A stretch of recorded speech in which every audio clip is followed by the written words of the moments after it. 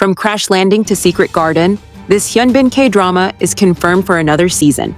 Imagine a shadowy figure in the dim glow of 1970s Seoul streetlights, his eyes burning with an unquenchable fire for empire building amid whispers of coups and corruption.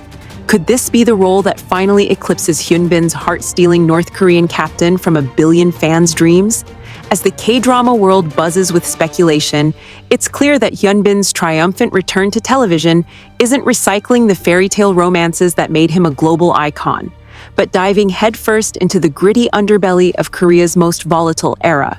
After a 5-year absence from the small screen since captivating audiences as Ri Jeong-hyeok in Crash Landing on You, a series that not only shattered streaming records, but also sparked one of Hallyu's most enchanting real-life love stories, with co-star Son Ye-jin, Hyunbin is poised to redefine his legacy. At 42, the actor who first charmed the world with his boyish grin in My Lovely Samsoon back in 2005, a rom-com that skyrocketed to over 50% finale ratings and earned him his first Top Excellence Award, now channels that same magnetic intensity into something far darker and more cerebral. It's exhilarating to think how this hiatus, filled with blockbuster films like the espionage thriller Harbin, where he reunited with director Woo Min-ho to portray a Korean independence fighter in 1920s Shanghai, has only sharpened his edge, making his TV comeback feel like a long-awaited thunderclap. The confirmation of a second season for Made in Korea comes as a thrilling surprise, greenlit even before the first episode airs, signaling Disney Plus' unshakable faith in its potential to disrupt the genre. Hyunbin himself dropped the bombshell during a candid interview with ABS-CBN News, his voice laced with that signature quiet confidence that makes you lean in closer. Filming for Season 2 kicks off this fall, from September through November 2025, a brisk timeline that underscores the production's urgency to harness the momentum. The original season, a taut 6-episode arc, is slated for a December premiere exclusively on Disney+, with the follow-up dropping hot on its heels in early 2026. What strikes me as particularly ingenious is this preemptive renewal. It's a bold bet that echoes the rapid-fire success of binge-worthy hits like Squid Game, but infused with the historical heft that Woo Min-ho's films are renowned for. Produced by Hive Media Corp under CEO Kim Won-guk, who has helmed ambitious projects like 12/12 The Day, the series boasts a staggering budget of around $70 billion, allowing for lavish recreations of 1970s Korea that promise to immerse viewers in an era of economic miracles, shadowed by authoritarian grip. This isn't just a drama, it's a meticulously crafted time capsule, blending high-stakes intrigue with the kind of visual splendor that left me breathless imagining the foggy back alleys and opulent hanoks where secrets unfold. At its core, Made in Korea is a riveting political thriller that unfurls against the turbulent canvas of 1970s South Korea, a decade scarred by the Yushin Constitution's iron-fisted rule under Park Chung-hee, student uprisings, and the shadowy machinations that would culminate in the 1979 assassination. The narrative orbits major historical events, the oil crises crippling the Chaebol rise, the fierce labor strikes, and the undercurrents of intelligence agency overreach that forged the nation's modern identity, all while weaving a personal tale of ambition run amok. Hyunbin embodies Baek Ki-tae, a cunning opportunist whose relentless hunger for power and wealth propels him from rags to illicit riches, navigating black markets and political alliances with a predatory grace. There's something profoundly unsettling yet mesmerizing about watching Hyunbin, known for his heroic charm in films like Confidential Assignment, where he played a defecting North Korean detective in a buddy cop frenzy that grossed over 11 million admissions, now slipping into the skin of a morally ambiguous anti-hero. His Ki-tae isn't an outright villain, but a mirror to the era's temptations, his calculated smiles hiding a vortex of desperation that feels all too human. It's the kind of performance that lingers, forcing you to question where ambition ends and corruption begins, much like the real-life tycoons who built empires on the backs of suppressed voices. Opposing him is Jang Geon-young, portrayed with steely resolve by Young Woo-sung, the chiseled prosecutor whose unyielding sense of justice makes him willing to torch his own life to dismantle Ki-tae's web. Theirs is a classic cat-and-mouse duel, escalating from tense interrogations to high-wire chases through rain-slicked streets, culminating in a cataclysmic showdown that doesn't just upend their fates, but ripples across South Korea's destiny, perhaps alluding to the seismic shifts of October 26, 1979. I can't help but feel a chill of anticipation at this rivalry. Young Woo-sung, whose brooding intensity powered The Diviners and earned him a Blue Dragon Award for his raw turn in A Moment to Remember, brings a gravitas that perfectly counters Hyunbin's charisma, creating a dynamic duo that crackles with intellectual and emotional firepower. It's reminiscent of the ideological clashes in Woo Min-ho's Inside Men, that 2015 corruption exposé which drew 9 million viewers and dissected the 1997 IMF crisis with unflinching satire, but elevated to television's serialized intimacy. The brothers' subplot, with Woo Do-hwan as Ki-tae's conflicted younger sibling, the rising star from The King, Eternal Monarch, whose nuanced vulnerability added layers to historical fantasies, adds a heartbreaking familial tether, exploring loyalty amid betrayal in ways that tug at the heartstrings, reminding us how personal stakes amplify national tragedies. Rounding out this powerhouse ensemble are talents like Jung Sung-il, whose understated menace in Beyond Evil hinted at his knack for morally gray roles. Won Ji-yeon, the breakout from Squid Game Season 1, whose fierce resilience could ground the female perspectives in this male-dominated power play. Cho Yo-jong, the elegant force behind Parasite's ill-fated social climber, and Seo Eun-soo, bringing youthful fire from The King's Affection to perhaps illuminate the next generation's awakening. This cast isn't assembled by accident. It's a symphony of Hallyu heavyweights, each bringing echoes of past triumphs that heighten the stakes. What warms my cinephile heart is how Woo Min-ho, making his directorial debut in K-dramas after helming cinematic gut punches like The Man Standing Next, a 2020 Best Picture Baeksang winner that chronicled Park Chung-hee's downfall with surgical precision, infuses the series with his signature blend of tension and tragedy. Drawing from his filmography, including the drug lord epic The Drug King, which, despite Hive's clarification that Made in Korea isn't a direct spin-off, shares thematic DNA in its portrayal of underground empires clashing with the law, Woo crafts scenes of suffocating suspense that feel operatic yet intimate.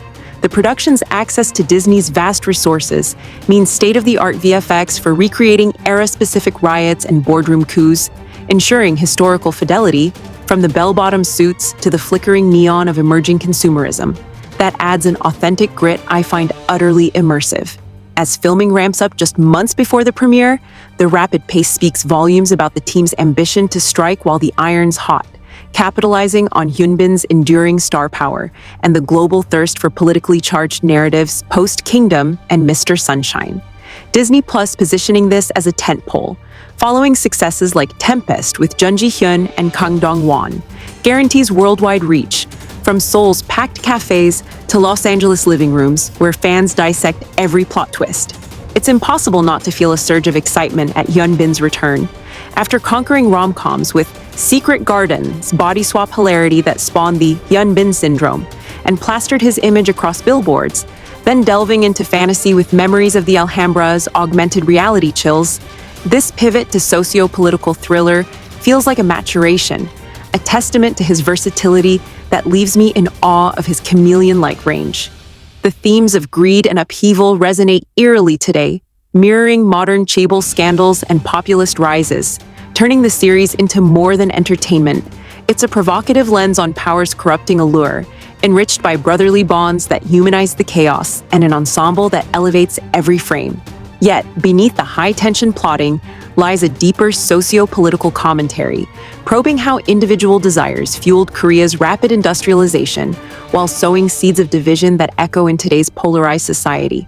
Ki-tae's ascent, greased by shadowy deals reminiscent of the real 1970s Korea Gate bribery scandals involving conglomerates like Samsung's forebears, isn't glorified but dissected with Woo's trademark cynicism, making each victory taste bittersweet. Jang Geon-young's dogged pursuit, sacrificing family and health in a nod to the era's overworked prosecutors who faced assassination threats, embodies the prosecutorial heroism seen in modern reckonings like the 2016 Park Geun-hye impeachment. I find this duality profoundly moving.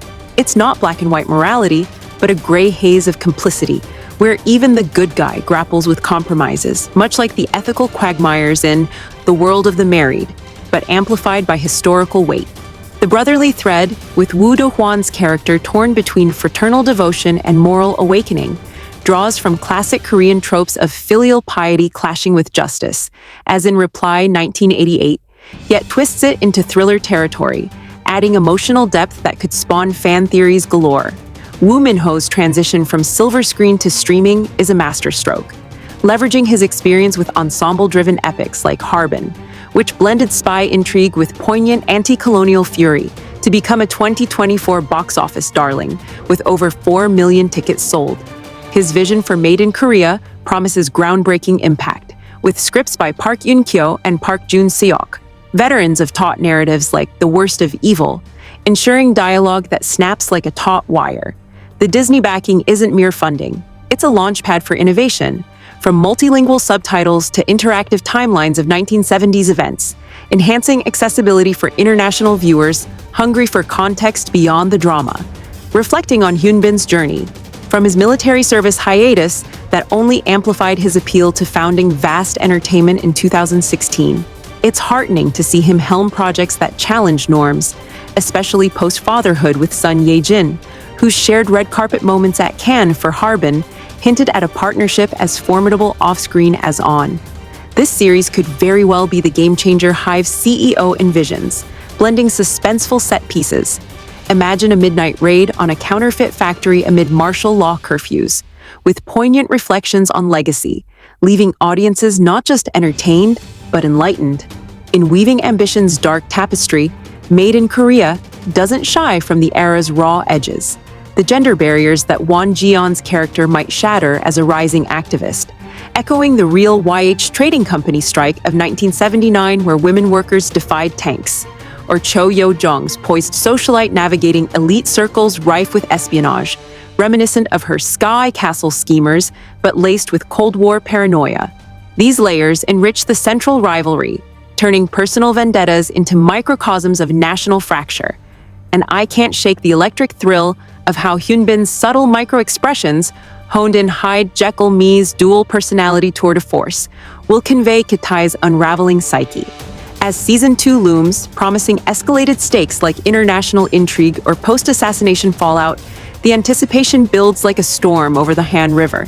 Disney's global rollout ensures this isn't confined to Korean airwaves, but explodes across platforms, fostering discussions on Reddit threads and TikTok edits that remix historical clips with OST teasers.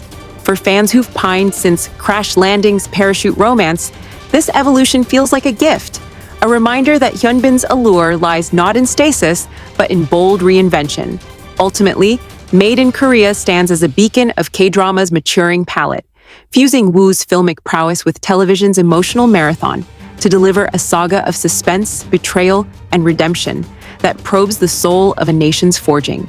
The historical accuracy, from period-precise hanbok fusions with Western suits symbolizing modernization's cultural clash to sound design evoking protest chants, immerses us so deeply that emerging from an episode might feel disorienting, like waking from a fever dream. It's this fusion of spectacle and substance that has me hooked already, envisioning late-night marathons where each twist prompts gasps and debates over Kitai's redeemability. With Hyun Bin at its helm, flanked by a cast whose collective awards could fill a trophy case, and backed by a director who's redefined political cinema, the series promises not just to entertain but to provoke, echoing the 1970s upheavals in our own turbulent times. As filming lights flicker on this September, one can't help but marvel at the serendipity. A star's return coinciding with a genre's renaissance, crafting a narrative that might just etch itself into Hallyu history, leaving us all breathless for what's next in this audacious chronicle of power's perilous dance.